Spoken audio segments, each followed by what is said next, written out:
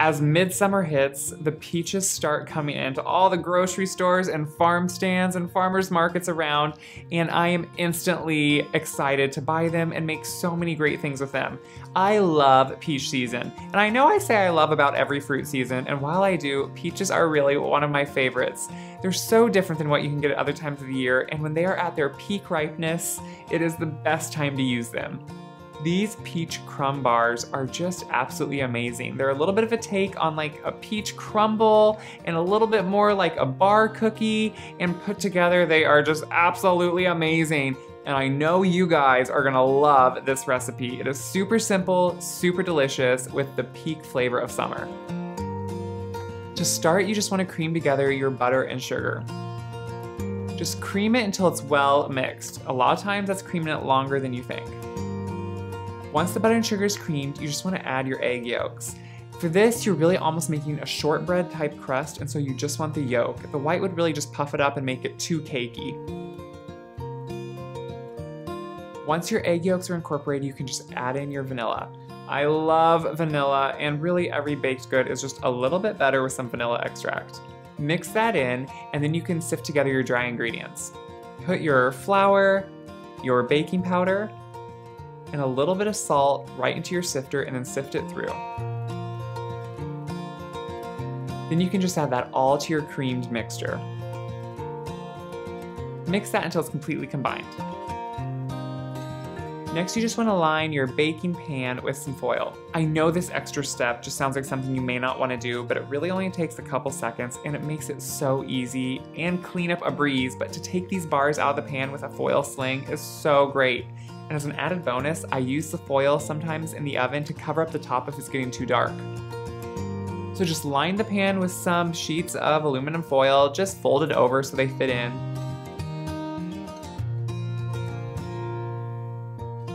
And then press half of the dough mixture into the bottom of the pan.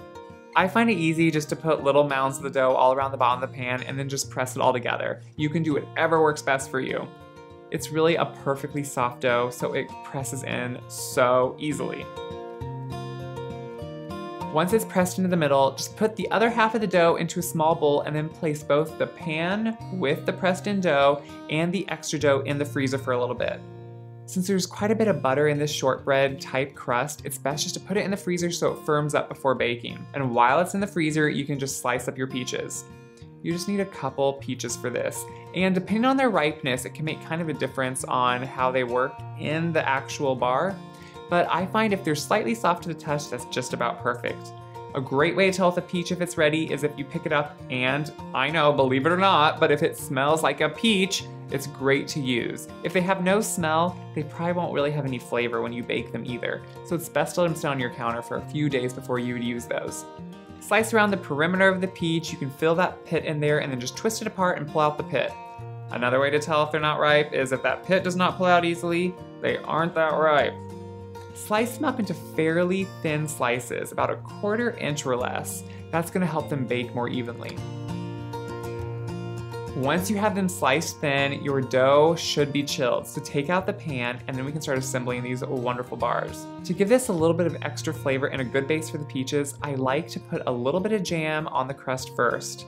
Now I'm using one of my homemade fig jams, and you can use a bought-in fig jam, but you can also use whatever your favorite jam is. I've used raspberry, blueberry, peach jam. Any of those work really well. Just put a little bit over the crust and spread it out evenly. Then you can start layering on your peaches. I find it almost always works out perfectly to do about 3 rows of the peaches. You can stack them kind of closely, and if you have a few left over, you can either stick them in or, like I like to do, you can just eat them because they're delicious! Once you have your peaches laid in there, just sprinkle with a little bit of brown sugar. Now, if your peaches are extremely ripe and you taste them and they seem so sweet, you may not need to do this. But if they're not quite as sweet as you'd expect, I would just add a little bit of brown sugar. Also, if they're extremely ripe, they're gonna be extra juicy, and you wanna put in a little bit of flour to soak up some of those juices as they're baking. To finish it off, I just like to add some cinnamon and a little bit of ground ginger.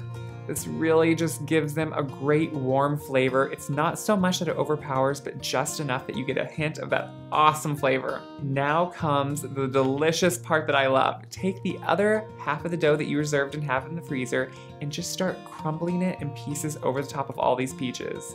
Once it's frozen, it really actually crumbles quite easily, and so you can just crumble it in chunks and pieces over all the peaches evenly, and then just stick it right into your preheated oven.